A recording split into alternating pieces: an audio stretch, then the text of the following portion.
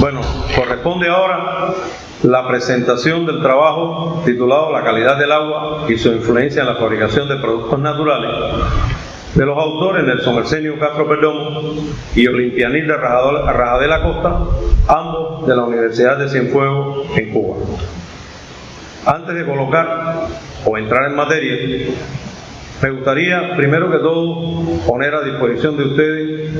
la profecía india que dice: primero fue necesario civilizar al hombre en su relación con el hombre, ahora es necesario civilizar al hombre en su relación con la naturaleza y los animales. Estamos en una situación donde la actividad antrópica cada vez viene complejizando más el accionar coherente, lógico, para poder tener una expresión de calidad de vida, y precisamente ese accionar desmesurado, irracional,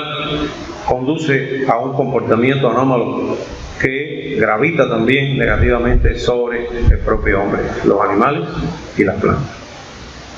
El eje temático en que se inscribe es la ciencia del agro y del mar, y el objetivo, analizar la influencia de la calidad del agua en la fabricación de productos naturales. Como elemento a considerar el agua en el planeta, la influencia de la calidad del agua en los productos de la agricultura para el consumo humano, la calidad del agua en la gastronomía, el agua de mar y los productos naturales, el abasto de agua para el consumo directo por la población. Primero que todo, quisiera reflexionar que el agua en el planeta tiene una disponibilidad anual en el mundo que es aproximadamente de 1.386 millones de kilómetros cúbicos. Pero de ella solo el 2,5%, es decir, 35 millones de kilómetros cúbicos, es agua dulce. Pero además, como si fuera poco, el 70% no está disponible para el consumo humano, debido a que se encuentra en forma de glaciales, nieve o hielo. Ante esta realidad, pudiésemos decir, tan compleja, aparecen también otras expresiones que debemos entrar a considerar. Un reparto heterogéneo del agua en el planeta, provocado fundamentalmente por diferencias en la distribución de precipitaciones. También eso tiene determinadas lógicas desde el punto de vista de reforestación, emanaciones de contaminantes, los efectos del cambio climático. O sea, hay muchos elementos que pudiesen intentar explicar en cierta medida ese comportamiento. Crece la contaminación del agua como recurso natural, producto de lo que ya se ha comentado de la actividad antrópica sobre todo, y el propio efecto del cambio climático. Un crecimiento de la población mundial en los últimos años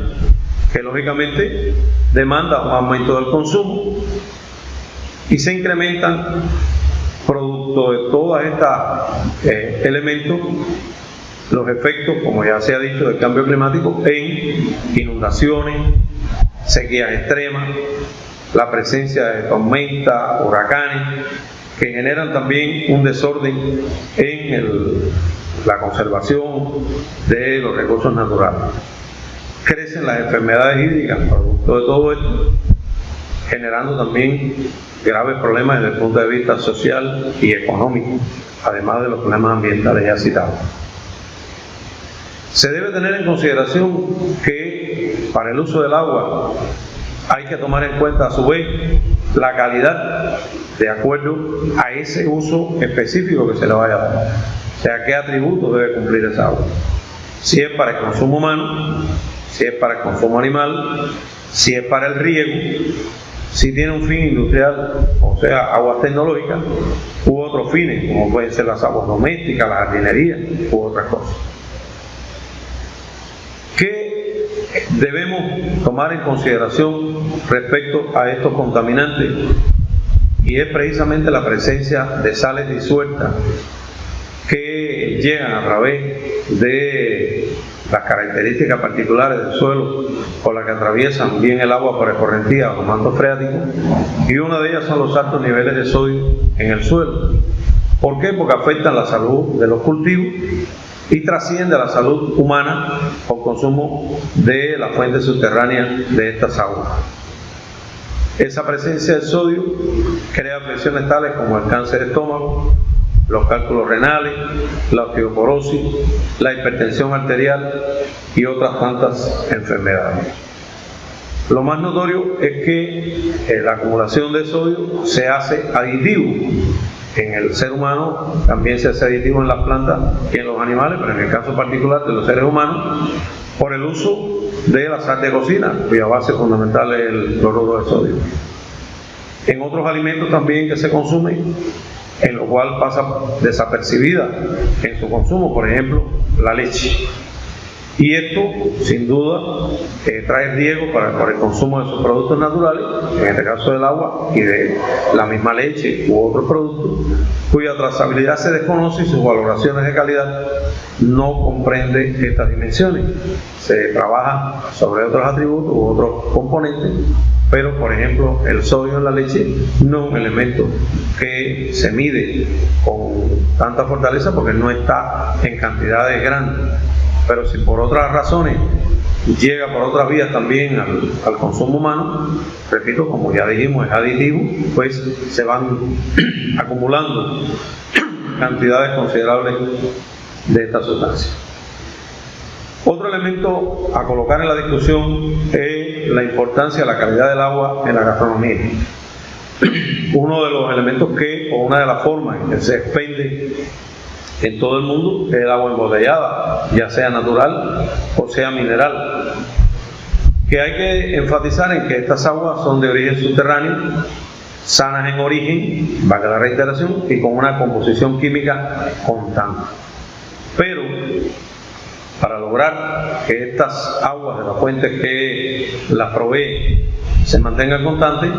también hay que tener un grupo de observancia en los radios de protección de estos acuíferos, donde no puede haber ninguna actividad antrópica, ni pastoreo, ni cultivo de ninguna forma, por tanto no debe haber fertilización, no debe estar la mano del hombre complejizando el ecosistema y por tanto contaminando las aguas que luego podrían ser utilizadas como un producto natural en la actividad gastronómica. Hay que también señalar que estas aguas embotelladas no son la fuente de abasto para la población en todos los lugares, pues el consumo de agua no certificada, que genera riesgo por la ingestión de altos niveles de nitritos y nitratos, de posible presencia de metales pesados y por la contaminación que puede ser también radiológica y bacteriológica, e inclusive algunas de ellas al unísono, o sea, presentadas más de una a la vez, que están gravitando sobre determinados sectores sociales o poblacionales, sobre todo los que menos posibilidades de ingreso tienen, porque sin duda esto lleva también un alto costo. Utilizar agua embotellada a veces para las personas que viven en las zonas periféricas no es una posibilidad. El otro elemento que gravita sobre la calidad de las aguas es el empleo de fluentes ricos en materia orgánica para los cultivos, que al no tener muchas veces una certificación adecuada, aun cuando pueden incrementar la economía en los cultivos, hacen menos visibles los riesgos y sus negativos impactos, sin un efecto notable en el corto plazo. Crece la cultura, es verdad, por el consumo de productos inocuos, pero sus costos no son viables para todos, pues se exige una certificación expedita por laboratorios acreditados internacionalmente y que tomen en cuenta la trazabilidad de esos productos, donde se implica calidad del agua que se utiliza, tecnologías empleadas para la elaboración de estos productos, que llevan en cuenta, reitero, hasta la presentación de análisis químicos por entidades autorizadas. No me refiero a la certificación del producto final, sino a los insumos intermedios, como es el caso de la calidad del agua, donde debe haber toda una contratación del seguimiento a esos parámetros. Pero el mundo desarrollado y las comunidades periféricas, como comentaba anteriormente, no disponen siempre del capital necesario para hacer de esta necesidad indiscutible un estilo de vida. Por lo tanto, tienen que recurrir muchas veces al consumo de agua del grifo, de agua de fuentes de abasto no certificadas, pozos subterráneos o pozos profundos que se hacen en determinadas regiones, y de ahí se alimentan comunidades, incluso hasta para el riego, pero nuevamente reitero, sin una certificación. Anteriormente en una de las diapos se hablaba del riesgo de la contaminación con nitritos y nitratos. Estas fuentes no certificadas pueden tener precisamente la presencia de estos contaminantes, y vale la pena recordar que la determinación de nitritos y nitratos es un acto sumamente complejo desde el punto de vista analítico, porque desde la toma de la muestra para preservar las condiciones idóneas para poder analizar la presencia cuantitativa de los nitritos y los nitratos, es a su vez bien compleja y requiere de observancias muy específicas en cuanto a formas de la toma de la muestra, en cuanto a tiempo de durabilidad desde la toma hasta el análisis. Por eso es muy probable que se oxiden los nitritos, se exprese todo como nitrato, los efectos de ambos no son iguales y estamos asumiendo una realidad que no es tal. También pienso que todos estaremos de acuerdo que para estas comunidades antes referidas, llevar un plato de alimentos a la mesa de por sí representa ya un desafío. Por lo tanto, lo es mucho más cumplir con esas exquisiteces que, si bien están en sinergia con una salud y una calidad de vida, no tienen la posibilidad desde el punto de vista económico de ser llevados a feliz término por este grupo de pobladores. ¿Qué aspecto gravita negativamente sobre este particular? Bueno, la no observancia de requerimientos tecnológicos genera la falta de una mirada, o se evidencia en ella la falta de una mirada de ciencia, tecnología y sociedad. Pues entender la linealidad de la ciencia, o sea, ciencia como resolutora del problema, no como posible aportadora del riesgo, no deja exenta que, independientemente que se esté usando determinados requerimientos tecnológicos, al no observarse con exactitud las bondades de la ciencia que se está utilizando, no poner claro sobre la mesa los resultados, no confiarnos en que ciencia no implica más desarrollo, sino una ciencia utilitaria, una ciencia que dialogue realmente con los intereses de las comunidades, pues estamos falseando una expectativa en todo lo que es el desempeño y uso de la tecnología en función del aporte de un recurso. El otro elemento que quisiéramos también debatir es el agua de mar y los productos naturales, pues están apareciendo también aún con fuentes informales la recomendación de la utilización del agua de mar con fines terapéuticos. Si bien en la antigüedad de Hipócrates esto ya era una práctica no muy difundida, pero una práctica, en la actualidad, por la complejidad que está teniendo la contaminación de las aguas de mar, no sería muy pertinente entenderla como un producto natural, porque debe tenerse en cuenta el crecimiento desmesurado de la contaminación, donde está creciendo los niveles de zinc, de cadmio, de azufre, de mercurio, de hierro,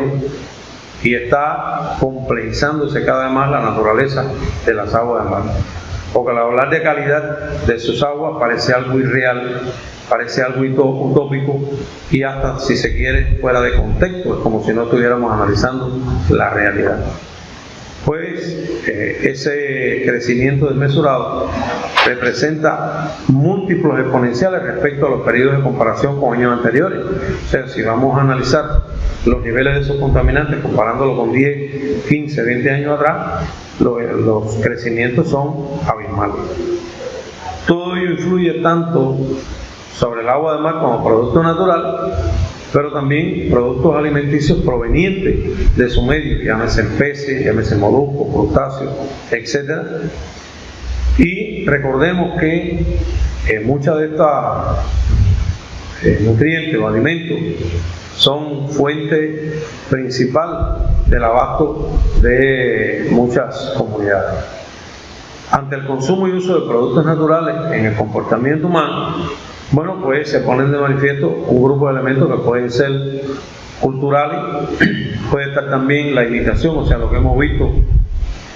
hacer ancestralmente a nuestros antecesores, y también a su vez falsa creencia, por ejemplo, respecto a esto mismo del agua de mar. Disculpen, hay un grupo de manifestaciones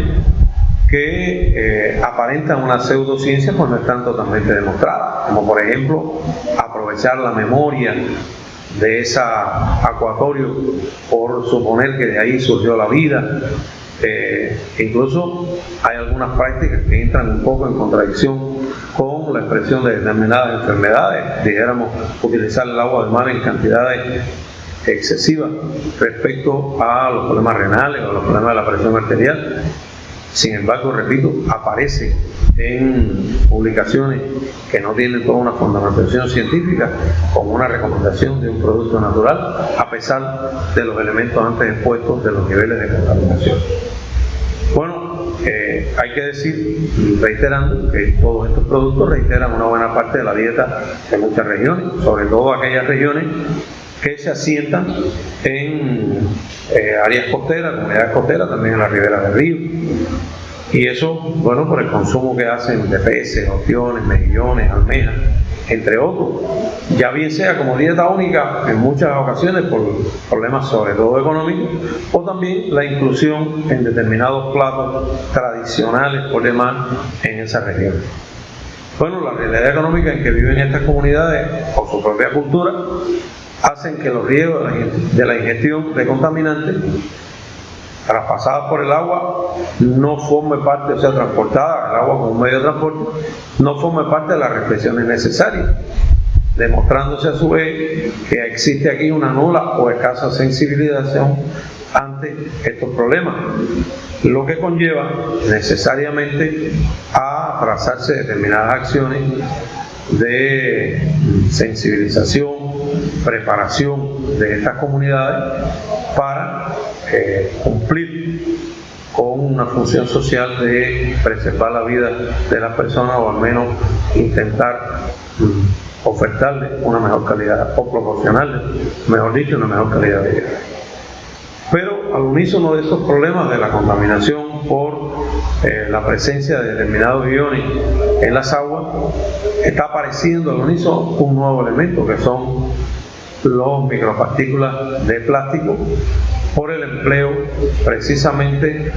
del plástico como un recurso que viene acompañando todo el desempeño de la vida moderna. Llámese contenedores, recipientes, y bueno, estos contenedores de diferentes volúmenes y magnitudes para almacenar productos que van a la comercialización directa o que van a ser empleados también en industrias, en tratamientos a determinados acuatorios, combates de plagas, en fin, para la vida en sentido general. Estas micropartículas de plástico ya se han encontrado en vísceras y en la masa corporal de diferentes especies marinas, por lo que por la cadena trófica es lógico pensar lleguen hasta los seres humanos. Pero vale apuntar que estas partículas de plástico también están consideradas como cancerígenas, o sea que pueden desatar enfermedades como el cáncer, una enfermedad bien inhumana, bien compleja y además con pronósticos para la vida de las personas a muy corto plazo y con un término muy infeliz en los últimos días de su vida. Otros estudios, algunos muy recientes, apuntan a la aparición en el agua de mar de algunas toxinas que provienen también de microorganismos como cianobacterias, que a su vez algunas de ellas son cancerígenas. Estas cianobacterias están formando parte de conglomerados que aparecen en los suelos, denominados costras biológicas del suelo, donde hay presentes musgo, líquenes, hongos, y también están las cianobacterias, que cumplen una función en el ecosistema, pero necesario estudiar la predominancia, porque hay algunas, reitero, de estas especies que liberan toxinas que van a parar hasta los mares, en zonas de playa también, y que complejizan lo que anteriormente ya veníamos hablando de la contaminación de las aguas de mar para poder considerarlas como un producto natural.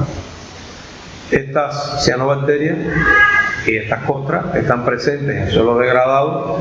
dentro de ellos los salinos, que son precisamente los ecosistemas que están más cerca de las costas, de las áreas costeras, los que sufren en mayor medida estos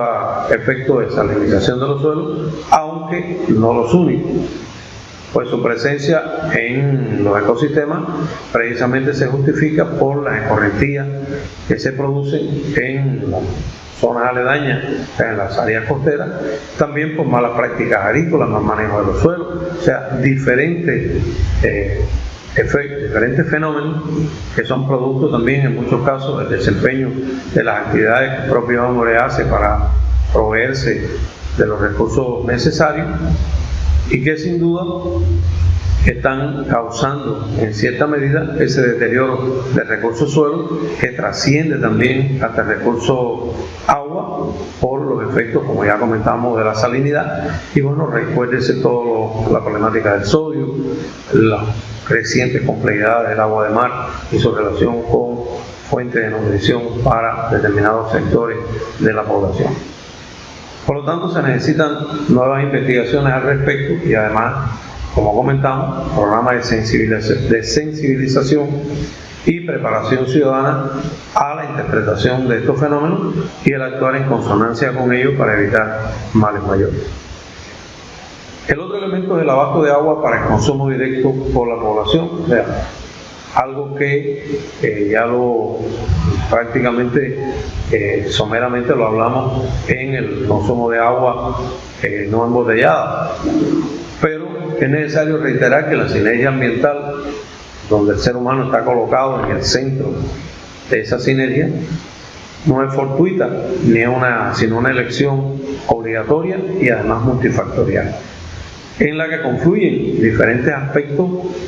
que precisamente hacen compleja la realidad de la vida en los ecosistemas y también el análisis de los ecosistemas, sobre todo si se toman en cuenta los servicios ecosistémicos, los fenómenos de transporte que allí se suscitan, el proveer de esos servicios ecosistémicos determinados recursos alimentarios, en este caso también de agua, atmósfera, en fin, un grupo de elementos necesarios para la vida. Y debemos analizar que es una estrecha e indisoluble relación bioquímica de esos servicios científicos, o sea, de esos servicios ecosistémicos, con la realidad de los ecosistemas, sujeto también a esos fenómenos de dilución de los compuestos, ya sean sólidos, gaseosos, de diferente naturaleza también, que pueden estar influenciados por elementos artificiales y que conducen a una transformación de las propiedades físicas y químicas del ecosistema, de los recursos del ecosistema y en este caso del agua. Entonces aparecería también, producto de toda esta realidad, el incremento de iones como el calcio, el magnesio, el aluminio, el potasio, el hierro, el cobre, el boro, el silicio, entre otros, que complejizan el uso del agua en cualquiera de sus expresiones. En muchas partes y zonas rurales se hace un uso directo de esta agua de consumo natural, o sea, se ven obligados a consumir el agua natural de forma directa, como habíamos comentado. Pero, además de los problemas tratados, está apareciendo también, en dependencia del balance de nutrientes presentes en el agua, procesos adversos que según el caso necesita para mantener el balance del sistema de los fluidos corporales, por ejemplo el sodio, pero su exceso también provoca crisis de asma, osteoporosis, desencadena enfermedades de Meniere, la diabetes, el cáncer de estómago, el infarto cerebrales, la hipertensión arterial, entre otros posibles daños. Y un elemento que está apareciendo y ocupando la atención de la ciencia es el exceso de hierro, sobre todo en el agua, que va a conducir a incrementar la presencia de hierro en el organismo, causando obstrucción o estrechamiento de los vasos sanguíneos, obstrucción de las arterias coronarias, infarto al miocardio, daño en el tejido muscular del corazón, alteraciones del sistema eléctrico del corazón, daños en el hígado, anemia y fallos hepáticos de índole hormonal, fallo del páncreas, diabetes, efecto negativo en el estómago, intestino delgado, intestino grueso y el duodeno, altera la mucosa gastrointestinal y duodenal, produce estreñimiento doloroso y crónico. Además, altera el funcionamiento de la glándula tiroidea,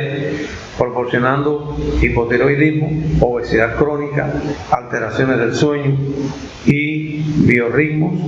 metahemoglobinemia, fluorosis endémica crónica y gastroenteritis. Paradójicamente, el hierro no se le está dando todo el peso, o sea, este elemento no se está dando todo el peso que reclama como contaminante por su repercusión en la salud. A modo de conclusiones, pudiésemos entonces resumir que la disponibilidad, la indisoluble trilogía calidad del agua, productos naturales y salud, determina la necesaria vigilancia sobre el agua de consumo, a la vez que exige un mayor y más amplio pesquisaje dentro de un programa articulado y sistémico, de donde derive la toma de decisiones al respecto. También que el agua para riego en la agricultura puede provenir de fuentes donde sea elevada la presencia de nitritos y nitratos por el efecto de lixiviación o percolación en el suelo, por el aporte de materia orgánica descompuesta o en descomposición, o también del propio ciclo que experimenta el nitrógeno atmosférico, o por el recorrido que hace este elemento en el suelo como ecosistema, cuya determinación analítica es un tanto compleja y no siempre está bien identificada en las aguas en sus diferentes o para sus diferentes usos. Que el agua mineral, por su aporte constante de elementos beneficiosos para la salud, está recomendada para formar parte de la dieta de los seres humanos. Son siempre de origen subterráneo y sana, con una composición química constante, y son embotelladas y comercializadas como un producto natural que necesita de protección de los acuíferos, evitando cualquier actividad socioproductiva en su radio de protección, sujeta a procesos regulatorios sistemáticos. El agua contaminada con hierro usualmente contiene bacterias que se alimentan de los minerales presentes en el agua. El exceso de este metal en el organismo trae consecuencias al sistema cardiovascular, con la obstrucción o estrechez de los vasos sanguíneos, obstrucción de las arterias coronarias, infarto del miocardio, daño en el tejido muscular del corazón, alteraciones del sistema eléctrico del corazón. Que el agua subterránea en la actualidad, por su relativa protección a la contaminación de oxígeno, está cada vez en mayor uso, incentivado por los bajos costos y por no ser necesario obras complejas para su explotación y consumo.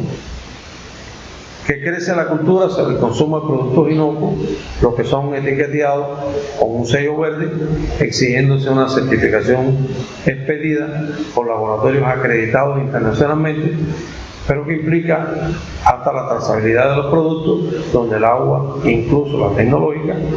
que entran en contacto con dicho producto, debe estar certificada por un ente rector. Hasta aquí la presentación. Muchas gracias.